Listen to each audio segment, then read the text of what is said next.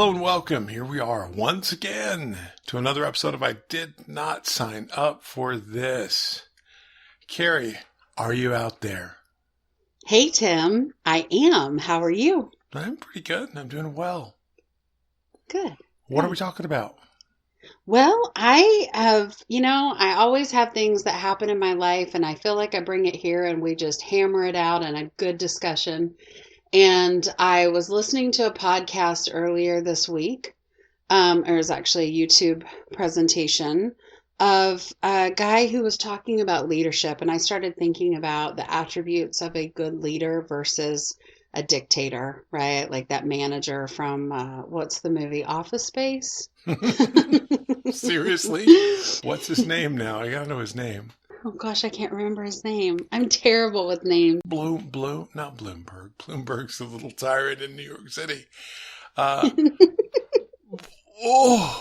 Lumberg. Bill Lumberg. That's his name. Bill Lumberg. That's right. Anyway, carry on. Sorry for the obsessive compulsive disorder.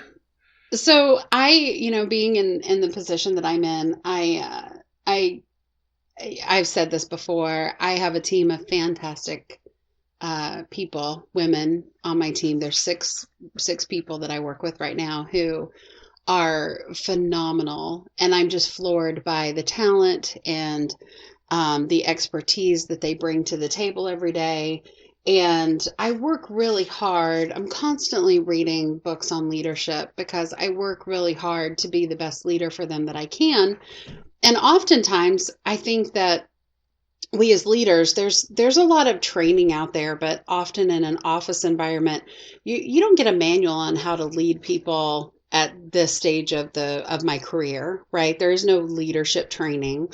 Like you get the position and you are a leader already. And so you have to go through the motions of really using your own strengths and identifying the best way to approach a team. And you pull from examples of leaders that you've had in order to formulate. So it's very similar to like a parent-child relationship, right? Like you learn from your parents how to be human beings and how to be people. And you assess sometimes what you want to take as a lesson and what you want to take as a, maybe I don't want to do that. And I think a leadership and subordinate type situation is very similar, right? Like I have learned what I wanted to be in a leader and what I didn't want to be in a leader from the leaders that I've had in my past.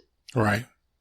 So I think it warrants some conversation because we live in a world today where leadership has so many different requirements than it ever has before. Like if you think back to factories, right? You had to be on time. Like you needed to be on time and you needed to produce a certain number of widgets during your hours at work, and you took government mandated or regulation mandated breaks and lunches, and you didn't work weekends, or if you worked over 40 hours, you were given overtime. Leadership isn't that today. Leadership isn't just making sure that your employees come in and check a box. And so I was thinking a lot about that this week. I was watching a TED Talk also about the different stages of, it's called Tribal Leadership is the name of the book, but there's a TED Talk by one of the authors, and he talks about the different stages that we're in life. And so obviously this has been weighing on my mind quite a bit, but there are 5 different stages, and how you cultivate the loyalty and the engagement of the people that report to you. And it takes some mad leadership skills. Okay. Because I think that leadership is principle based. And, I've caught a lot of flack for this particular perspective over the years, but training an employee or a spouse or a child is no different than training a dog.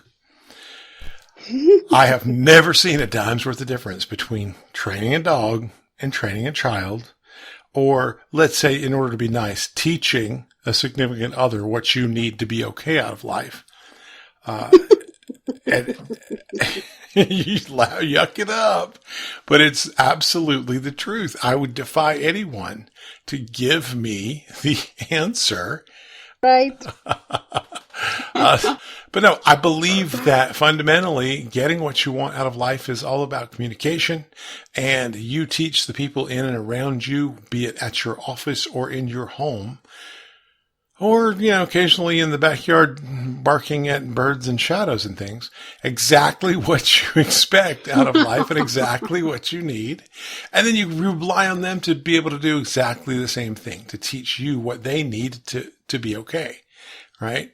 And so you got to realize that there is, in fact, a big difference between the notion of leadership and dictatorship, because leadership leads by example. It gets out in front and says, here's what we do. Here's how we do it. Join me. As opposed to dictatorship, which works oftentimes more in theory than it does in practice.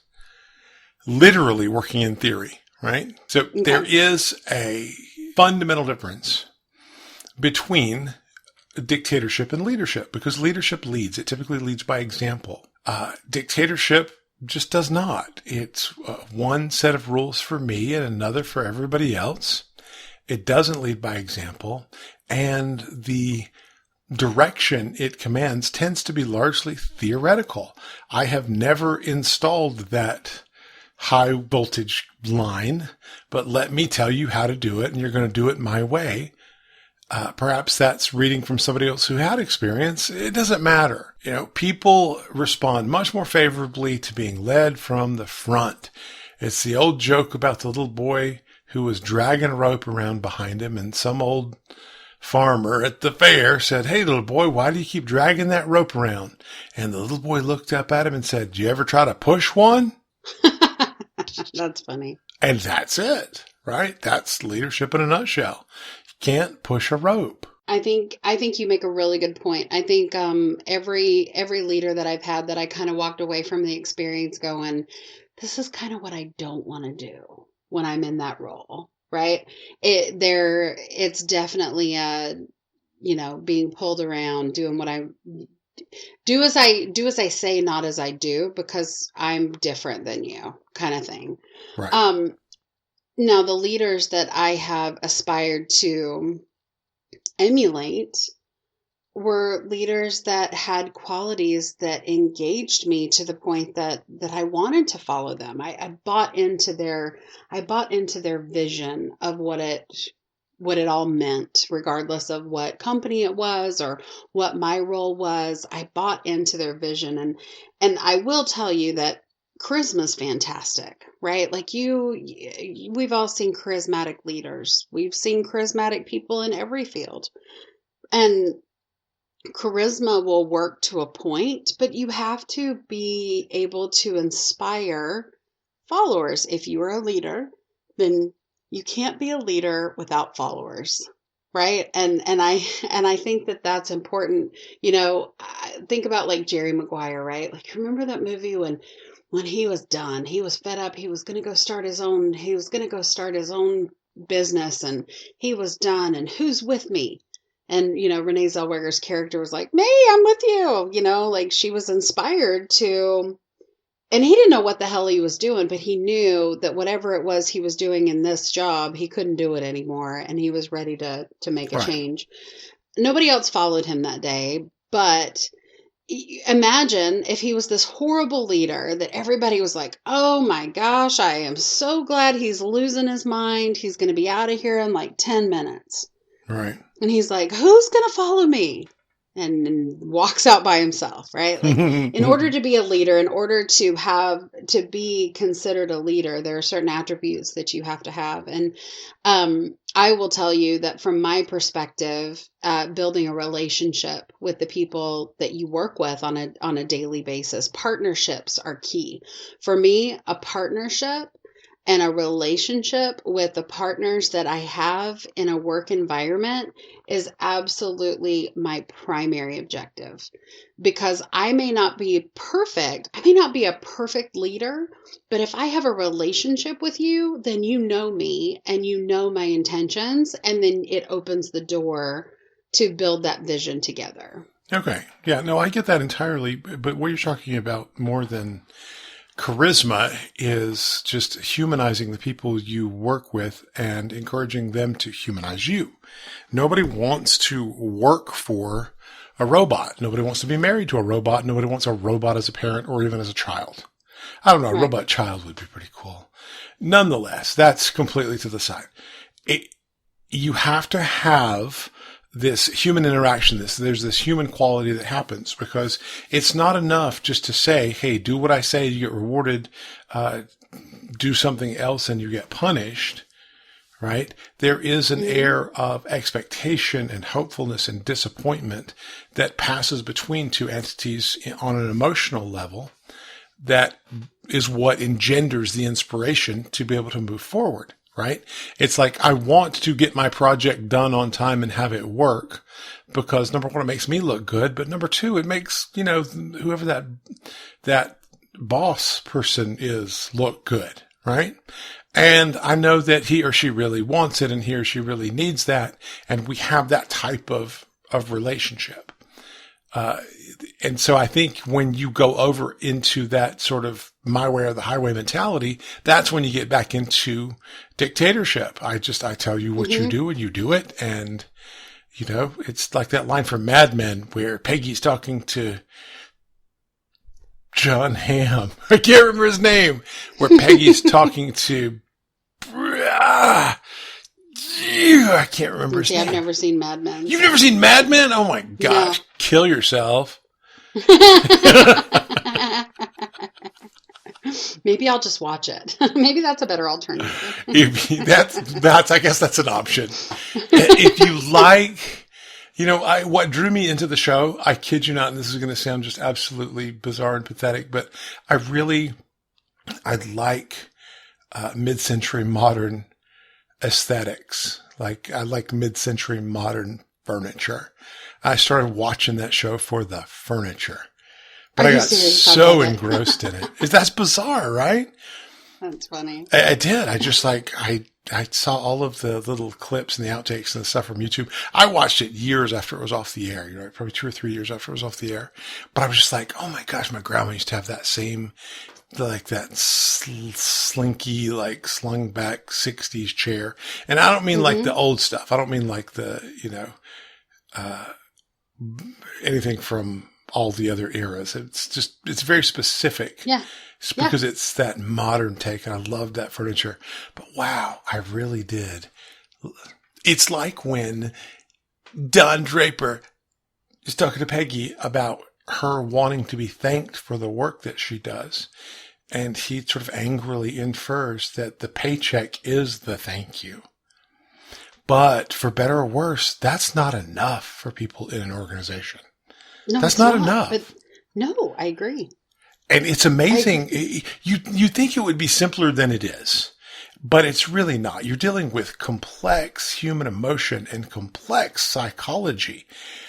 For me, it's kind of dumbfounding because I look at it from a very pragmatic and probably overly simplified perspective. I remember when I was running this one company and we had about 125 employees overall, right? I was a partner in the company, so they couldn't fire me. They could sue me, but they couldn't fire me, right? And so we had this long debate about how to retain our best salespeople and what we were doing and how to build the culture inside that corporation that we wanted. And it came down to a couple of potential choices. One was we're going to increase the pay. We're going to increase the commission structure, and people will, stick around and show up on time and work harder because they want the money. That idea lost out to we're going to put a couple of drink machines in the break room that do not require quarters. All you have to do is walk up and push a button and a Snapple peach iced tea drops out. You don't have to think about it. You don't have to come up with any change. So what was going to cost hundreds of thousands of dollars in the aggregate on a yearly basis wound up costing about $35,000, $40,000 a year in free drinks. And the culture in that organization just skyrocketed. People loved those free drinks. Mm-hmm. And I'm going, it's like, I mean, you've gone from the potential of making an extra, $80 or $100 a day to an extra for some of those guys who are really well paid.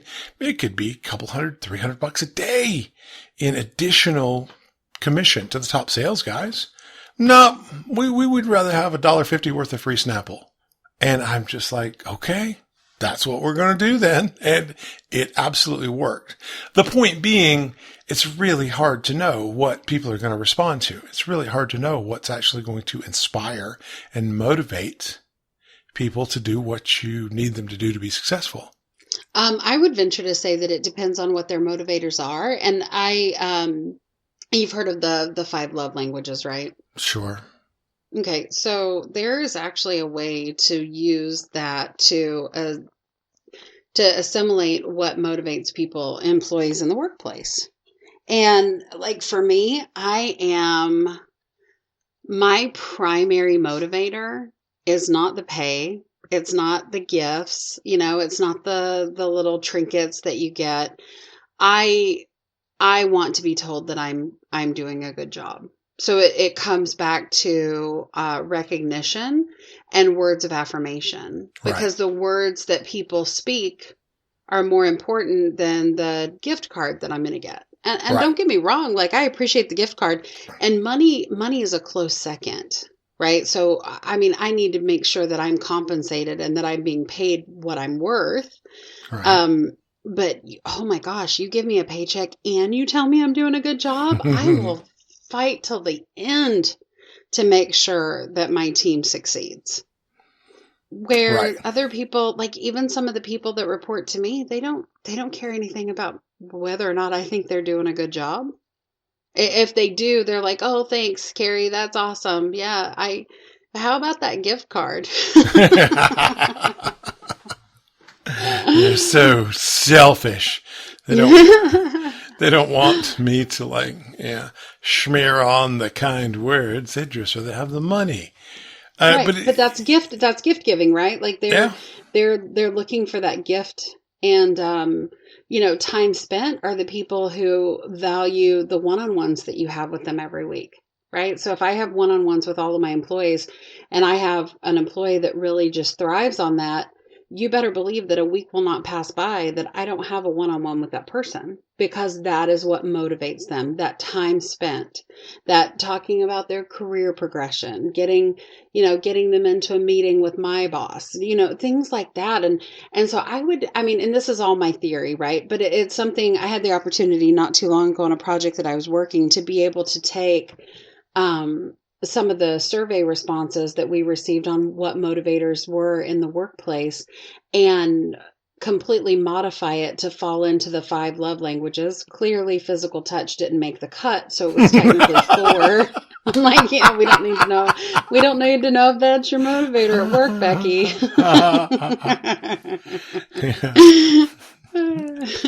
You did such a good job today. Let me just give you a pat on the bottom.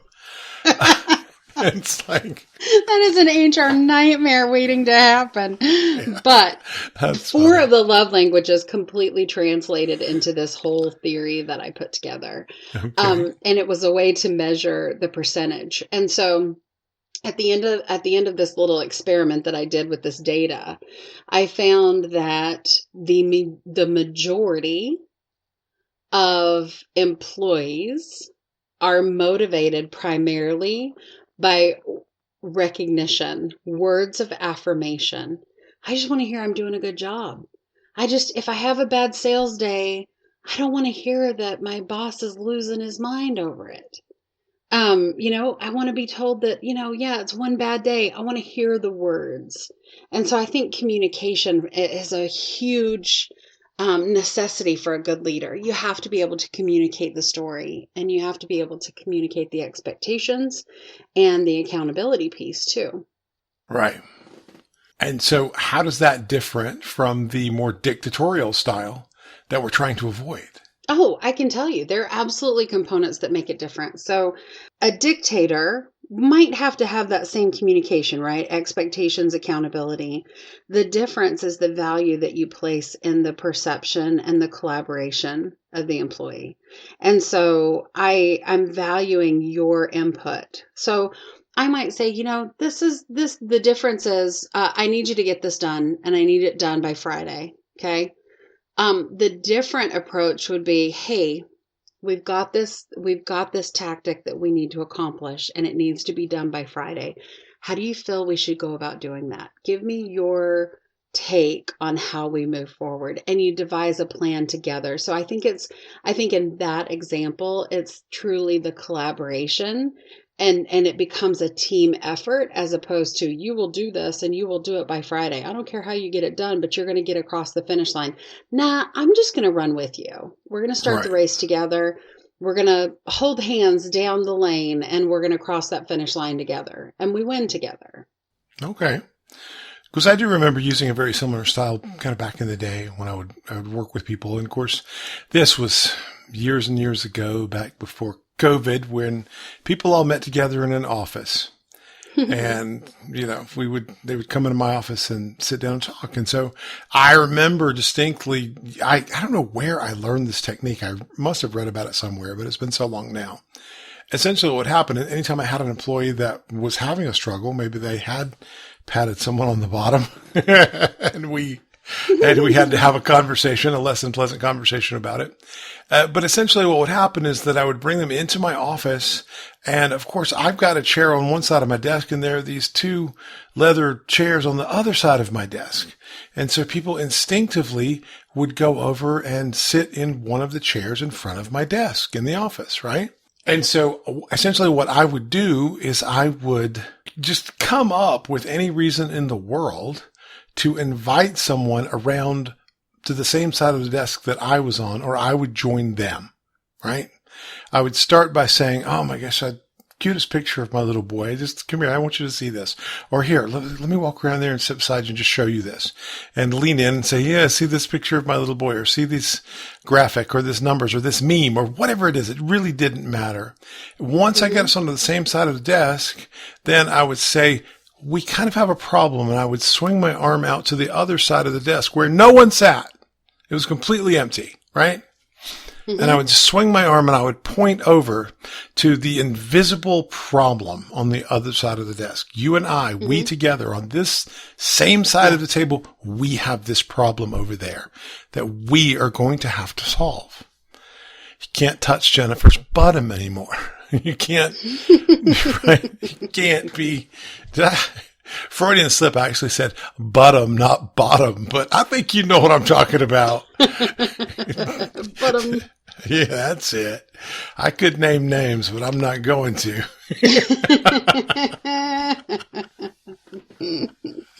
It was just a little pat of encouragement, honestly. Yeah, all right. No. Anyway. Doesn't encourage anything. You're going to encourage a lawsuit, is what you're going to encourage. You're either going to encourage the people down at the unemployment office to help you find another job, or you're going to encourage a lawsuit that's going to hit me. And so, yeah, there will be no more bottom touching. I like that word. That's my new word now. Bottom. Anyway. And so, yeah, it's all about, I agree with you in the sense that leadership is born out of example. It's fueled by inspiration. And ultimately, it's about being on the same team rather than creating win-lose scenarios, adversarial relationships, as it were. I think it is incumbent upon you as a leader. And of course, this is geared more toward work and organization, but the principles apply to home and family as well as dogs. It really does. Fido, come over onto this side of the desk. Sit beside Daddy on the couch. Now, you see the poop in the hallway? We have a problem. I'm sure there's some way that I could make that make sense, but I'm sure people are not willing to listen to it. Yes. I'm sure people don't want to hear any more of that silliness. Nonetheless, yeah, it's about example. It's fueled by inspiration. You've really got to inspire people. You've got to be human beings together, I think, in order to have a follower/leader relationship. There's got to be a win-win scenario with a common end goal in mind. And that is essentially what creates we call it leader-follower relationship, which is a little bit of a misnomer. It's inspiring people to come around on your side of the wagon and help push the wheel out of the mud, know, as opposed to pushing against you. They come around to your side and we all push together. We all put our shoulder to the wheel, as it were, and push the wagon out of the mud. But if you're not down there pushing, if you are just up on your high horse with your lack of practical experience in the given field, you're probably the wrong leader for a given project. That's not to say that you can't be a leader. Of course you can be. You just got to have experience in what you're leading. I remember having this conversation with a guy a long time ago wherein essentially what I said to him is that theoretically speaking, theory should work in practice, but practically speaking, they don't. Much of the time, they don't. And that's just because you're probably coming at it from a perspective of just being the wrong person. If I know that you can do what you are telling me to do, then I trust you to be able to share that information. And if I don't believe that you can, then I don't. I walk out of there. I mean, everybody's been an employee. Everybody who has ever led anybody has followed somebody, right? Absolutely. You know what it's like to sit across from the desk from, Bill Lumberg, who has, no clue what's really going on, or at least that's your estimation of the situation.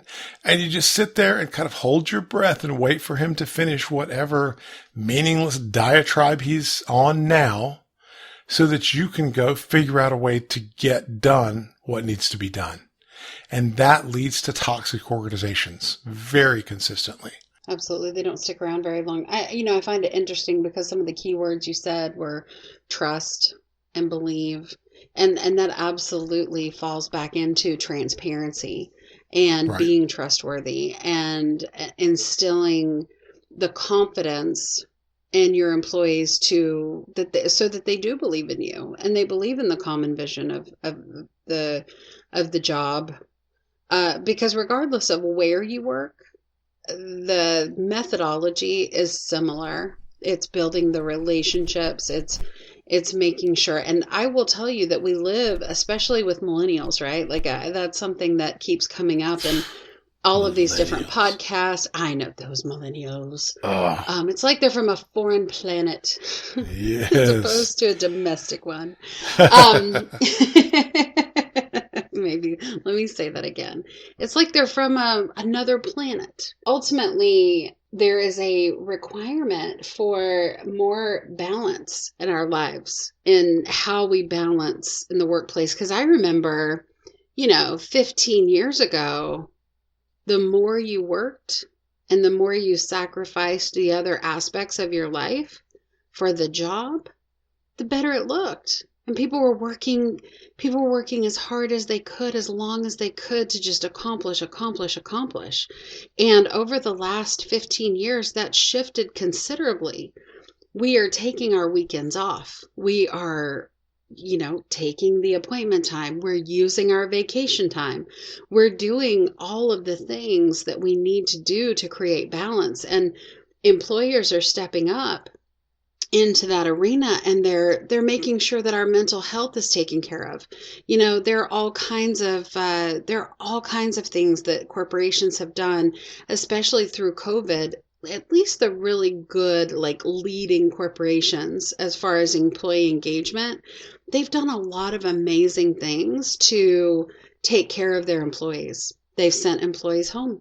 A lot of corporations have employees that work from their living rooms now, as opposed to a boardroom.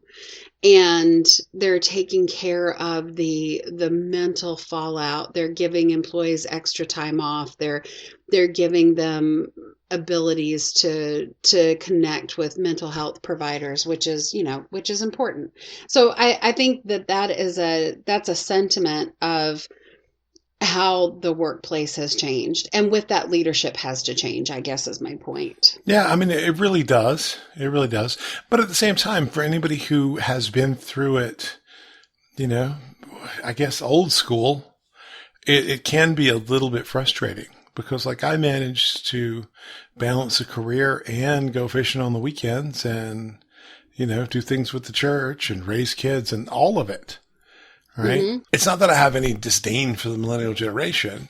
It's just comparing the expectations that seem to be in place to my own experience. And so, if you kind of live and breathe in a world where you can ask for things to get done and either they get done or somebody gets fired. And it was not a kind and gentle place, the workforce. During the vast majority of my formative years, it wasn't kind or gentle at all.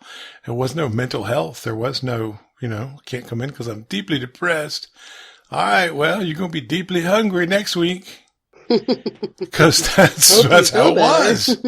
That's just how it was. Yeah. And as to the corporations,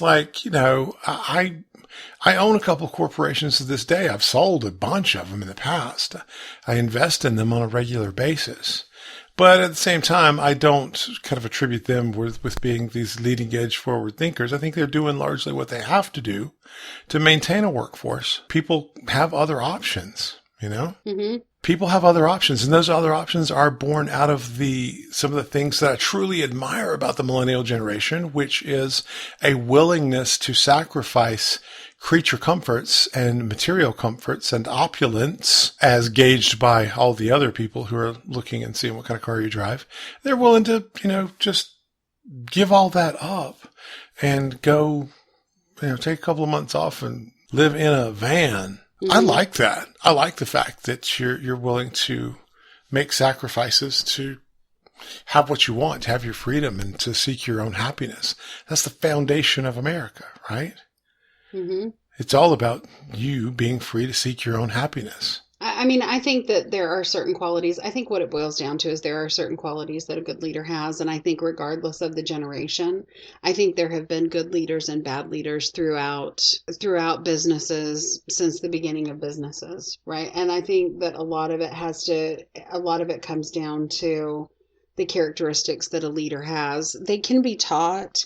There are some leaders who just naturally have the humility and the empathy and the emotional intelligence by nature, right? Like they've been there, they've done the work, they understand the importance of driving to a goal and gaining the loyalty and the trust through transparency and really just being aware of what's going on around them. On the flip side of that, there have been leaders who maybe they weren't in the job that was best suited for them. I had a leader like that. I did a lot of his job while he looked for other jobs, both inside and outside of our company. Nice. And I've seen that happen. And that disengagement, I mean, here's the difference. There are different personality types that are going to show up to do a good job because they are achievers by nature.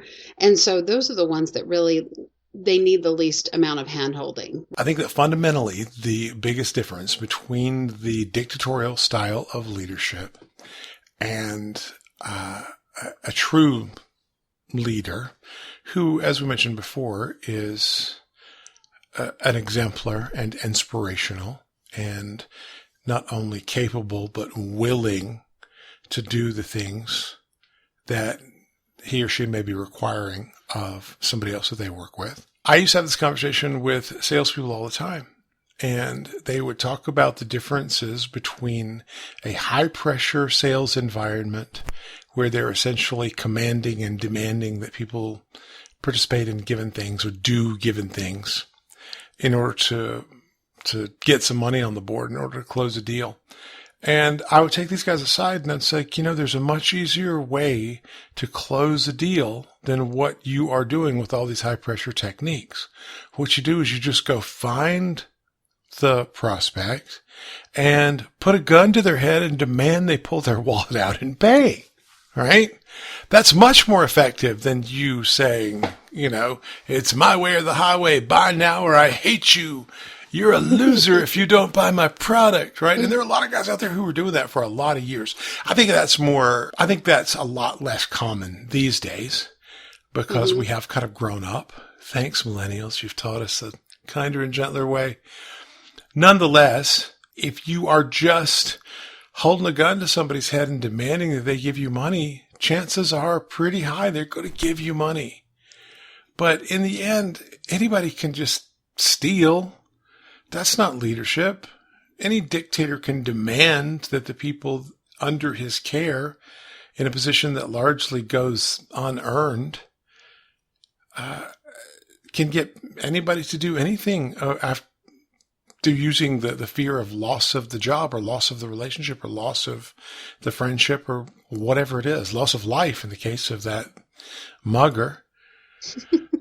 But true leadership is born out of a willingness to inspire others to join you in a noble pursuit. Agree. I mean, it's just like we talked about on a previous podcast. The first thing a good leader does is comes in and looks to see who will take their place when they move on. Right. And that in essence really comes back to cultivating an environment of collaboration. And so I agree. I think we could probably talk about all the characteristics that a good leader has versus what a bad leader has all day. But what it boils down to is know your people, know what motivates them, and help them get across their own finish lines. If you do those three things, you will be in the top 10% of leaders everywhere. Right. And you got to realize that if you look at your standard Pareto distribution, this is my closing thought. I've used this a number of times for different purposes, but I feel like, I'm old enough I can tell the same stories over and over again. If you look at a Pareto distribution, essentially people take the Pareto distribution and they attribute it to being something known as an 80-20 rule, which is a bit of a misnomer. That's not really what it is. Really what it is that the square root of the number of people in a given organization will represent 50% of the organization's productivity, right? Which simply stated, if you have an organization with, say, 100 employees, square root of that is 10. 10 of those 100 employees wind up being representative of 50% of your sales or 50% of your high voltage power lines installed, right? 10 of the 100. But it gets seriously more complicated than that, because when you go up and say you have an organization of 10,000 employees, with 10,000 employees with a Pareto distribution, now you have 100 of the 10,000 that are responsible for 50% of your productivity, right? So with 100 employees, 10% of your people bring you 50% of the money, basically. But with 10,000 employees, 100 people, 1%, bring you 50% of your productivity, right? That's what a real Pareto distribution looks like. The bigger the organization, the uglier it gets. That's why the people at the top, the leaders, get paid a lot more money because they're creating a lot more value. And that's just the world we live in. Here's the point, though. Here's the thing to consider. If you can do essentially one thing right in your career, you nail one thing, be it communication or leadership or whatever element of your job that you're really, really good at. If you can do one thing right, then effectively that puts you into the top 20% is the net effect in a medium-sized organization, maybe much higher, but by and large. If there are two things that you can do really, really well, then that puts you in the top 20% of the top 20%, right? Which is about 4% overall. If you can do three skinny little things really, really well, the three things that you would name when somebody says, what do you do well? What do you do at this job? I lead people and I communicate with them and I care about them and I do all those things really, really well. Then that puts you at about a 0.9%. That puts you in the top 1% of people who do your job you are the best of the best. If you can just do 3 little things really, really well, and then go all in on your strengths and let the things that you don't do well go to someone else, now you're exactly where you want to be. I like it. I think that makes a lot of sense. I think we've made some good points. And ultimately, I agree. I think being a leader really is about leveraging your strengths to lead people and partnering with them to get across that finish line. So, good talk. Speaking of finish lines, here we go. Dream your life. And live your dreams. I'm glad you picked up on what I was saying there. That's awesome. All right. Anyway, that's the end of it. All right. Bye-bye. Bye.